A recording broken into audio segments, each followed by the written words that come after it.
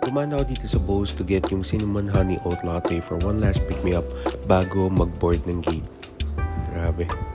It's super chill, man. Tapos, pagdating ko dito sa may gate na nagsisimula na yung boarding and everything was smooth sailing. Yes. Sana parating ganito. So, I'm gonna see you in a bit, Manila. Pagdating dito sa Tokyo, it's already dark. Pero, Ohio, Tokyo, I missed you. Kasi pagdating natin dito sa may arrivals, mabilis lang din yung pupunta. Dito may nakasalubong ako. Shoutout kay Michael and Jemarie. Nice to see you and enjoy your stay. Man, 1 year later, we're back in Japan. Yes, napakasulit. So, ngayon, kinuha natin yung bag. At pagkakuha ng bag, kumuha kagad ng ticket sa Skyliner and boarded the train right away. Yes.